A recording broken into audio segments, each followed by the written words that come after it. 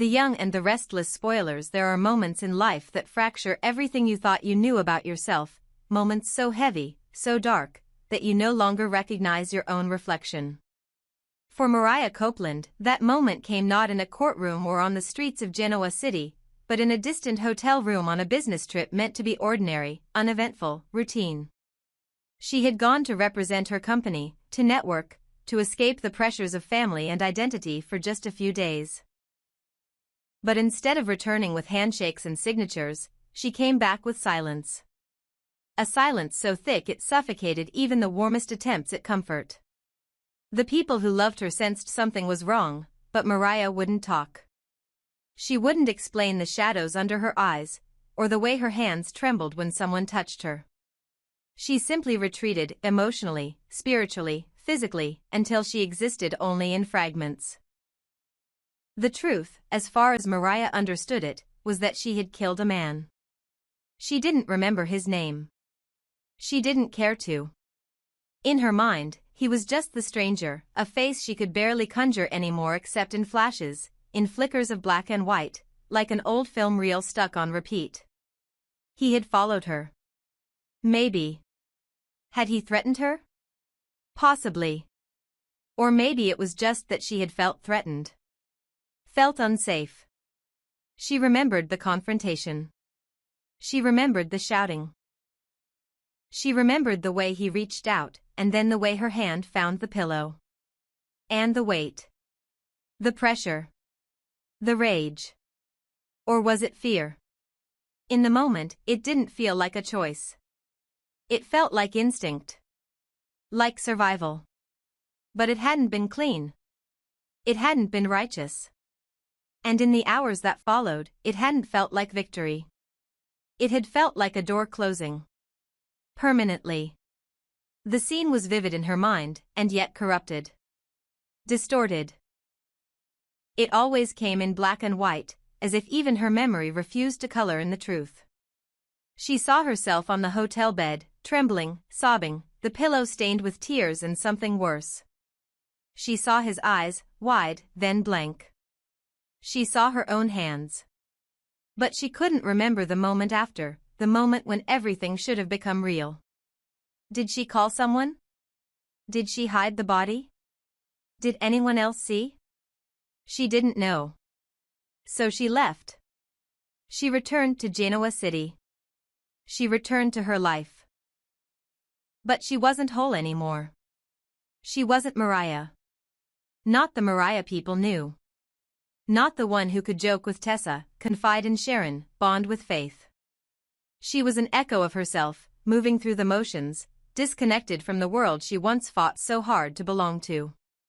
Every time someone reached out, she recoiled. Every time someone mentioned love, she felt unworthy.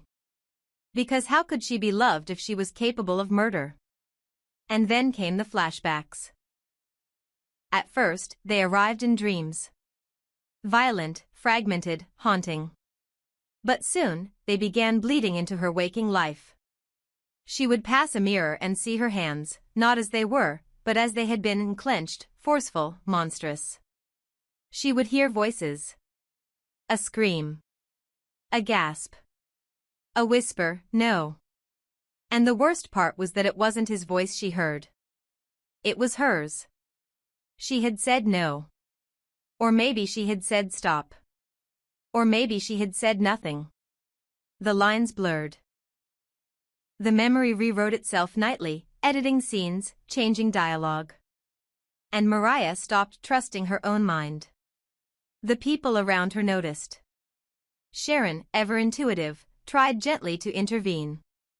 But Mariah resisted. She feared confession would lead to arrest. Or worse, rejection. So she spiraled alone.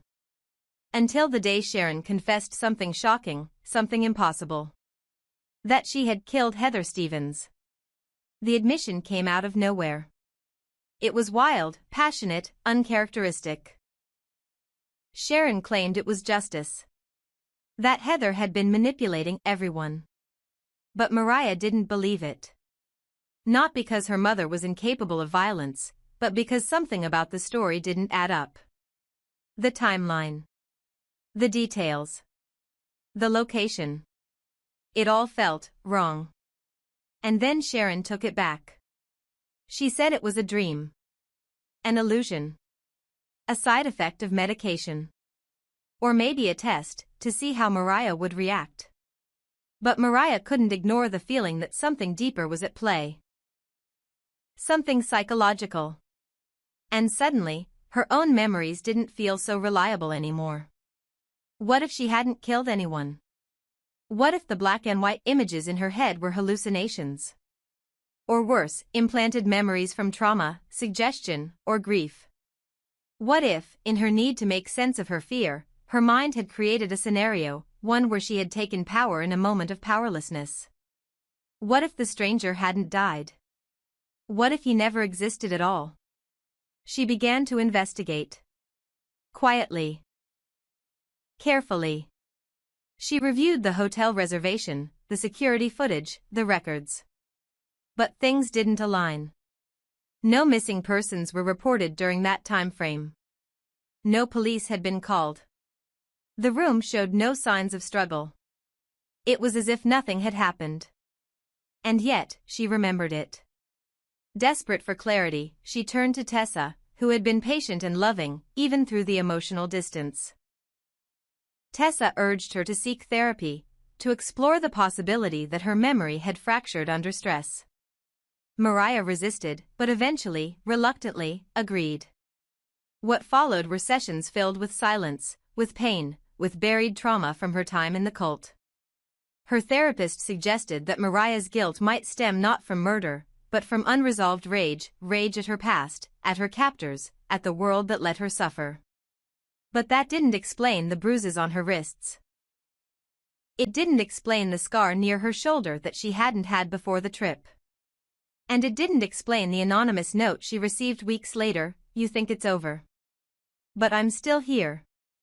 Now, everything changed. If the stranger was dead, who had sent the note? And if he was alive, had he been playing a game all along? Was he real? Was he part of her imagination? Or had she walked away from a crime scene thinking she was the monster, when in reality, she was the victim? The mystery deepened. Surveillance footage showed a figure following Mariah from the restaurant that night, tall, male, unidentifiable. The staff remembered seeing someone near her door. But none of it led to answers.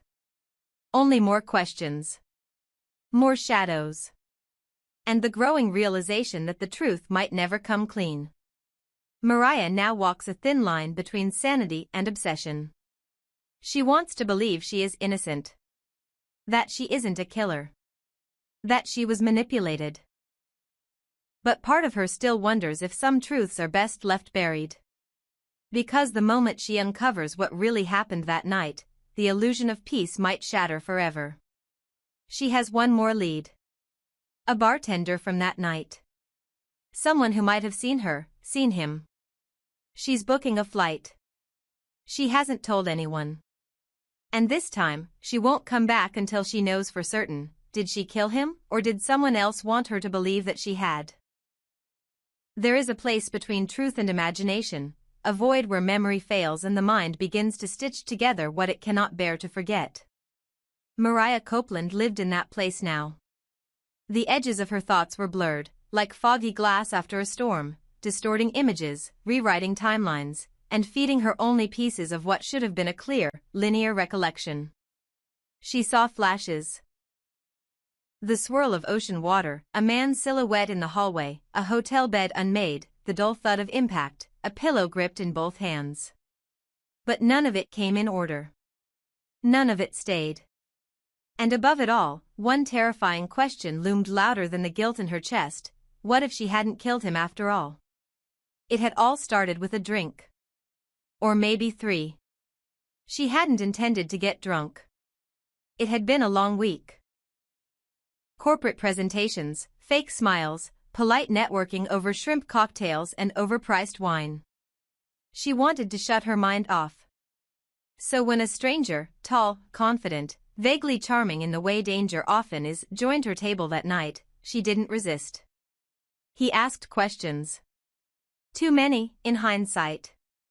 About her job, her hometown, her family. She should have seen the red flags. But that night, all she saw was escape. Later, when she stumbled back to her hotel room, the stranger followed. She didn't remember inviting him. She remembered him at the door. Then inside. Then standing too close.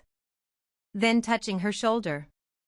The fear had arrived like cold water, instant, jarring. She remembered saying no. She remembered him not listening. And then came the panic, the fight, the pillow. The weight. The blur. And then nothing. She woke hours later, shaking, alone. The pillow was on the floor. The room was silent.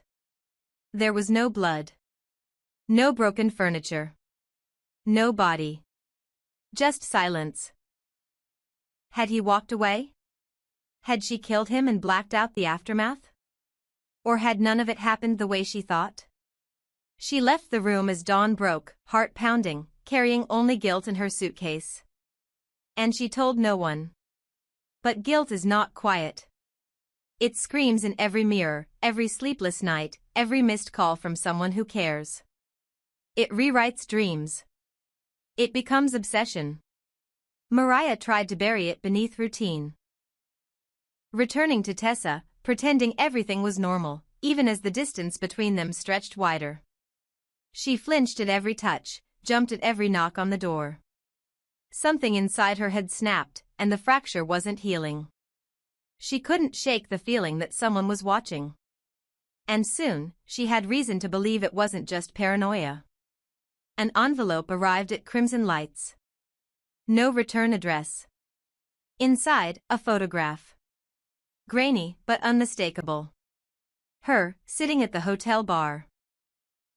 And in the background, him. The stranger. The caption scrawled in jagged ink, still alive. Still watching. Mariah dropped the letter, her fingers ice. The floor swayed. Her vision tunneled. If he was alive, then everything she believed about that night had changed. He hadn't died. He hadn't disappeared. He had followed her. And now he wanted her to know. Was it a warning? A threat? Or something worse, a promise?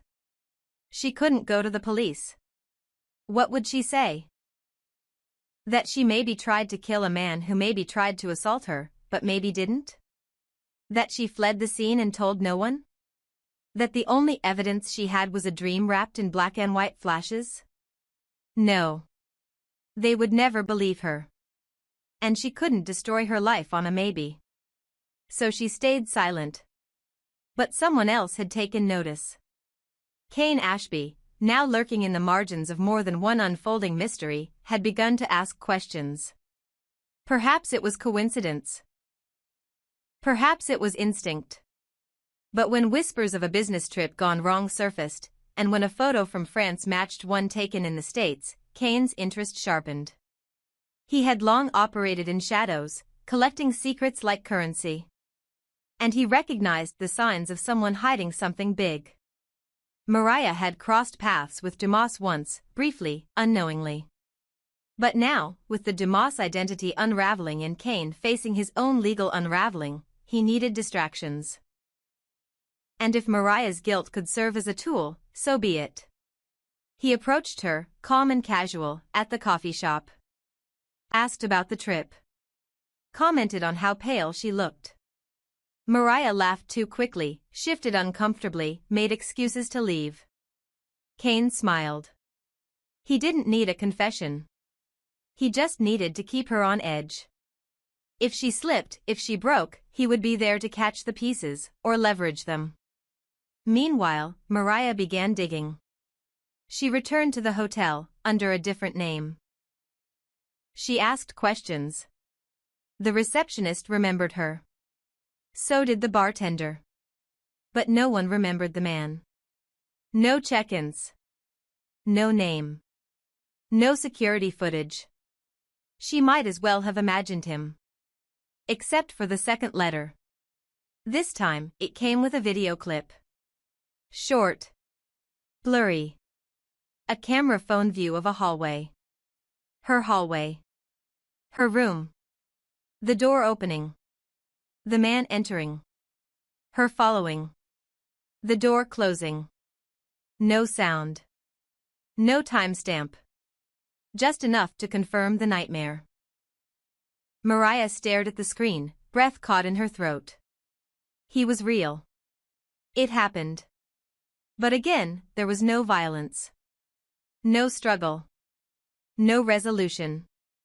Just the setup. And that's what terrified her most. He hadn't sent the video to threaten her. He had sent it to make her question herself again. To remind her she didn't know how it ended. And that meant he did. Mariah tried to burn the footage. She deleted the email. She threw away the USB drive. But the damage was done. Now, she wasn't just haunted by what might have happened. She was hunted by someone who knew exactly what had. Tessa noticed the change. Sharon pressed for answers. Faith tried to intervene. But Mariah shut them all out. She couldn't risk their safety.